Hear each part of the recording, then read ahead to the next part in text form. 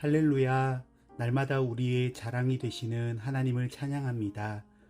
오늘도 하나님의 사랑과 은혜 안에서 그 말씀을 따라 경건한 사람으로 충실한 사람으로 살아가기 원합니다. 7월 20일 새벽 기도를 시작하겠습니다.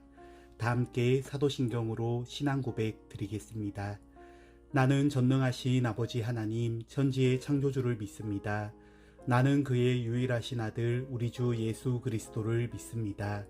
그는 성령으로 잉태되어 동정녀 마리아에게서 나시고 본디오 빌라도에게 고난을 받아 십자가에 못 박혀 죽으시고 장사된 지 사흘 만에 죽은 자 가운데서 다시 살아나셨으며 하늘에 오르시어 전능하신 아버지 하나님 우편에 앉아 계시다가 거기로부터 살아있는 자와 죽은 자를 심판하러 오십니다.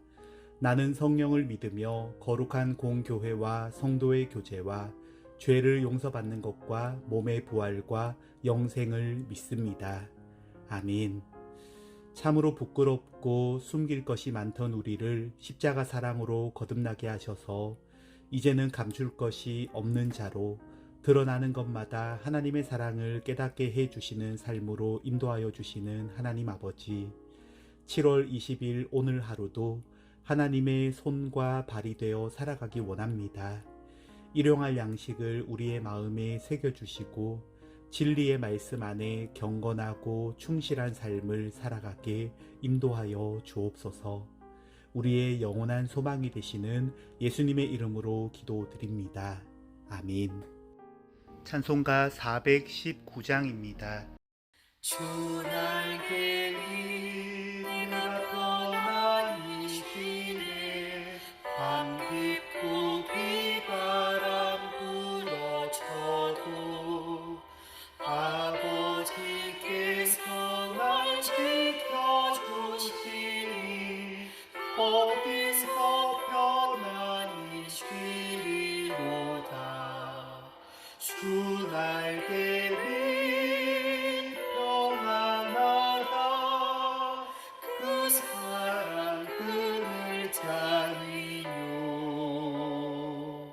주 날개 위 내 쉬는 영혼 영원히 거기서 살리. 주 날개 위 날 피난처 되니 거기서 쉬기를 원하노라. 세상이 나를 위로치 못하나 거기서 평화를 누리리라. 주 날개 밑 평안하다. 그 사랑 그늘 자니요. 주 날개 밑 내 쉬는 영혼 영원히 거기서 살리. 주 날개 밑 참된 기쁨이 있네. 고달픈 세상 길 가는 동안 나 거기 숨어 돌보심을 받고 영원한 안식을 얻으리라. 주 날개 밑 평안하다. 그 사랑 그늘 자니요. 주 날개 밑 내 쉬는 영혼 영원히 거기서 살리.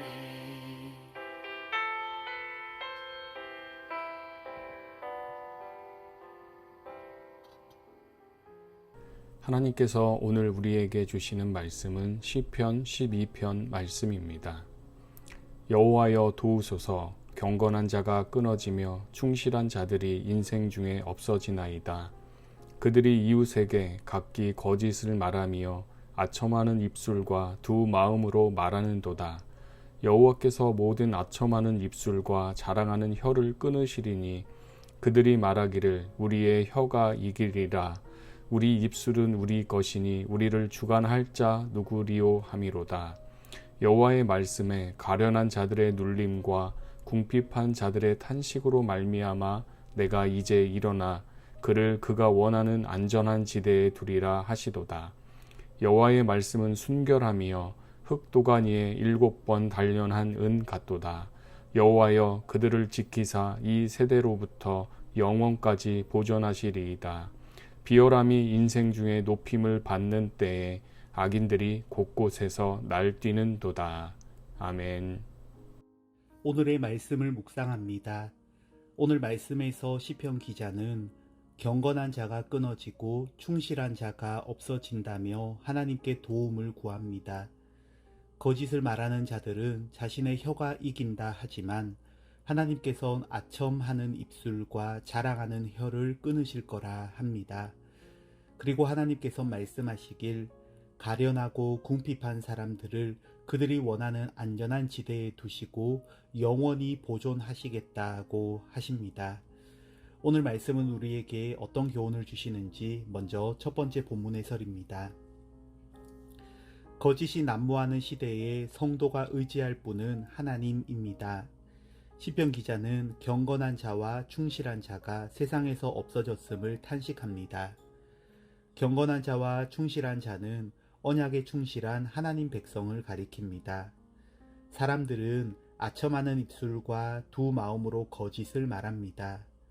이웃을 자기 몸처럼 돌보고 사랑해야 함에도 거짓말로 속여 이득을 취하고 약한 자들을 도탄에 빠뜨립니다. 시편 기자는 여호와께서 모든 아첨하는 입술과 자랑하는 혀를 끊어버리시기를 이라고 간구합니다. 사람들이 우리 혀가 이긴다고 우리 입술이 우리와 함께 있으니 누가 우리를 주관하겠느냐고 소리치기 때문입니다. 하나님 말씀을 따르지 않고 자기 말의 능력을 믿는 사람의 특징은 아첨과 자랑과 거짓입니다. 질문을 보면 거짓이 난무하는 세상에서 시편 기자는 뭐라고 탄식하나요? 힘 있는 사람이 아첨과 자랑 그리고 속이는 말을 할 때 성도는 어떻게 반응해야 할까요? 시편 12편은 다윗의 시라고 합니다. 다윗이 살던 때 다윗 주변의 사람들은 아마 모두 다 하나님을 믿는다고 하는 사람들이었을 것입니다. 그런데 거짓을 말하고 아첨하고 또 자랑한다는 겁니다. 하나님을 자랑하는 것은 아니겠고 자기 자신들을 자랑한다는 것입니다. 이런 삶이라면 아무리 하나님을 믿는다고 신앙생활을 한다고 해도 결국 자기 자신을 믿고 있는 것입니다. 하나님은 그 사람들에게 우상과 같습니다. 왜냐하면 하나님이 기준과 중심이 되시는 것이 아니라 자기 자신들이 기준과 중심이 되기 때문입니다. 이와 반대되는 사람은 경건한 자와 충실한 자입니다. 하나님의 말씀에 충실한 사람들입니다. 하나님이 기준이 되고 하나님을 중심으로 사는 사람들입니다. 이런 사람들은 자기 세력을 만들려 하지 않습니다. 그게 얼마나 허망한 일인지 알기 때문입니다. 오직 하나님을 기준하여 어느 곳에 배치되든지 열심히 섬기는 사람들입니다. 이 사람들에게 잘하고 못하고는 덜 중요합니다. 이들에게 중요한 것은 하나님 앞에 살아가는 것이고 하나님 말씀에 충실하는 것입니다. 자기 자신을 돋보이고 싶은 것은 이런 사람들에게 있어서 가치롭게 여겨지지 않습니다. 그렇다면 거짓을 말하고 아첨하고 자랑하는 사람들로 인해 어떤 문제가 있다고 하는 것입니까? 기본적으로 이런 사람들은 사람을 차별하여서 대합니다. 어떤 상황과 역할에 따라 다르게 대하는 것이 아닙니다. 가련한 사람들을 짓누르고 궁핍한 사람들의 탄식을 못 들은 채 합니다. 법과 제도와 문화와 사회 구조 가운데 짓눌려 살아가는 가련한 사람들, 그리고 가난에서 벗어날 소망을 갖지 못하는 궁핍한 사람들, 이 사람들의 모습이 뻔히 보이는데도 자신들만 좋은 것을 취하며 사는 겁니다. 더더욱 문제되는 것은 그런 사람들이 더 늘어간다는 것이고, 그래서 경건한 자와 충실한 자가 점점 줄어든다는 것입니다. 다윗은 하나님께 이 일에 대해 탄식하며 기도했습니다. 그렇다면 다윗은 끝까지 탄식만 해야 했던가? 그렇지 않았다는 것을 그 다음 부분을 보면 알 수 있습니다. 두 번째 본문 해설입니다. 긍휼의 하나님은 연약한 이들의 탄식을 들으십니다. 약자들의 탄식을 들으신 하나님은 그를 그가 원하는 안전지대에 두리라 라고 말씀하십니다. 가련한 자는 대개 고아나 과부, 나그네, 빚진 농부 등 경제적 약자를 말하고, 궁핍한 자는 남의 일을 하고 품삯을 받는 노동자를 가리킵니다. 이들은 부자와 권력자들에게 억압받고 탄식 가운데 살아갑니다. 하나님 말씀이 순결해 7번 재련한 은과 같다는 것은 여호와의 말씀이 그대로 시행된다는 의미입니다. 하나님은 가련하고 궁핍한 자들을 지키시고 보호하십니다. 비열한 자가 높임을 받고 악인이 활보하는 듯 해도 하나님은 언약에 충실한 자기 백성을 영원히 지키십니다. 하나님은 불의함 가운데서 가련하고 궁핍한 자를 어떻게 보호하시나요? 불의한 상황에서 내가 하나님께 간구하고픈 것은 무엇인가요? 라는 질문이 이어집니다. 시편 12편은 크게 세 부분으로 나누어 볼 수 있습니다. 먼저 1절부터 4절까지는 다윗의 탄식이고 기도입니다. 그런데 5절이 있습니다. 5절에 하나님의 말씀이 선포됩니다. 여호와의 말씀에 가련한 자들의 눌림과 궁핍한 자들의 탄식으로 말미암아 내가 이제 일어나 그를 그가 원하는 안전한 지대에 두리라 하시도다. 아멘. 이 하나님의 말씀이 다윗의 마음에 어떻게 선포되었는지는 모르겠습니다. 누가 해준 것인지, 아니면 성경을 본 것인지, 아니면 다윗이 이미 알고 있던 말씀이 생각난 것인지. 중요한 것은 이 하나님의 말씀이 다윗에게 하나님의 말씀으로 들려졌다는 것입니다.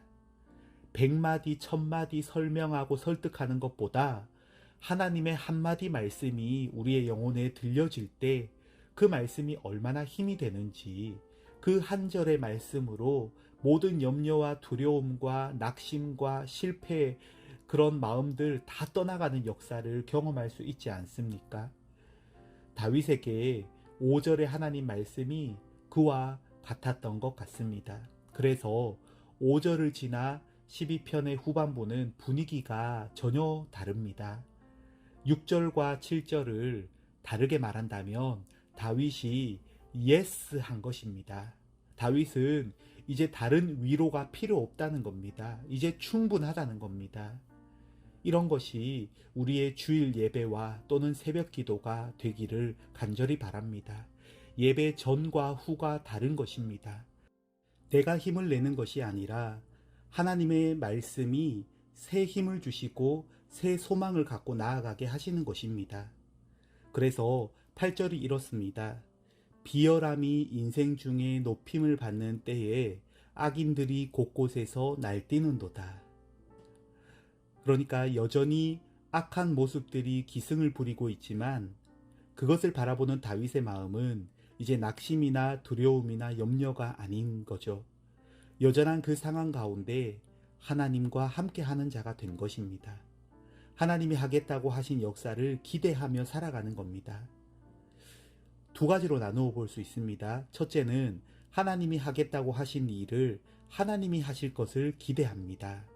이 믿음을 갖고 살 때 나와 우리의 연약함과 또는 하나 되지 못하는 모습 등이 막힘이 되지 않습니다. 그 가운데 크게 흔들리지는 않는 믿음의 사람으로 하나님을 소망하고 하기에 사랑의 섬김으로 나아가는 것입니다. 하나님이 이루십니다.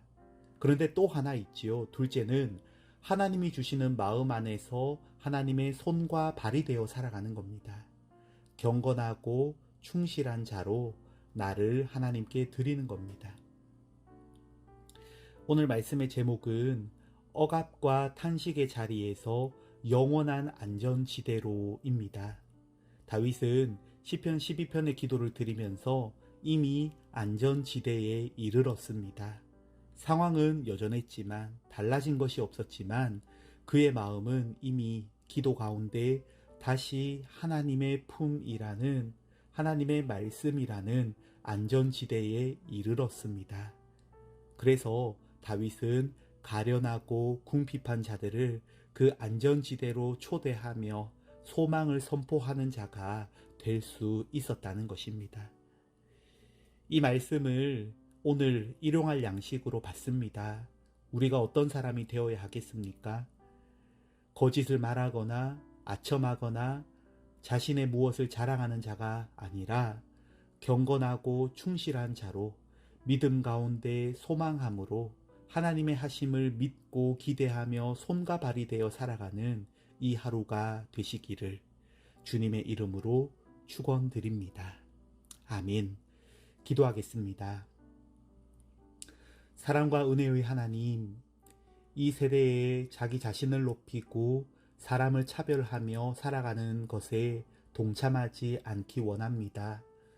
하나님 나라의 백성이 되어서 하나님 앞에서 경건하고 충실한 삶을 살아갈 수 있도록 우리를 오늘도 인도하여 주옵소서. 우리의 실상과 숨은 동기를 보게 하시고 드러나는 것마다 십자가 앞에서 거듭나게 하옵소서. 우리 가능제일교회 공동체가 더욱더 경건한 사람들의 공동체, 하나님의 말씀에 충실한 사람들의 공동체가 되게만 하여 주옵소서. 예수님의 이름으로 기도드립니다. 아멘. 지금은 우리 주 예수 그리스도의 은혜와 하나님 우리 아버지의 사랑과 성령님의 내주 위로 교통하심이 자기 기준과 자기 중심으로 자기 사람들을 두며 살아가는 어리석은 삶이 아니라 하나님을 기준하여 하나님을 중심하여 경건하고 충실한 자가 되어 살아가기 원하는 주의 백성들과 저들의 가정과 일터와 사회 가운데 언제나 함께 하시기를 간절히 축원하옵나이다. 아멘. 이 시간 함께 기도할 제목은 먼저 말씀을 생각하며 기도하겠습니다. 하나님 앞에 경건한 삶을, 말씀에 충실한 삶을 살아가게 하옵소서. 하나님의 말씀에 언제나 귀를 기울이며 낙심이나 염려나 두려움이 없이 믿음으로 전진하게 하옵소서. 코로나 종식과 일상의 회복을 위해서도 기도할 때 우리 믿는 사람들이 이 방역 가운데 참으로 빛과 소금된 모습으로 방역에 앞장서며 섬기며 살아가게 하옵소서. 또 믿는 이들 간에 더욱더 서로를 돌아보게 하옵소서. 우리 가정을 위해서도 기도할 때 하나님의 말씀이 사랑과 권능으로 역사하는 가정이 되게 하옵소서. 또 연로하신 부모님과 환우들이 하나님의 은혜 안에서 우리의 섬김으로 행복하고 소망 있게 살아가실 수 있도록 우리를 사용하여 주옵소서. 이 시간 주신 말씀에 따라 또 코로나 방역과 우리 가정과 이 땅에 하나님의 나라가 서는 것을 위해 함께 기도하겠습니다.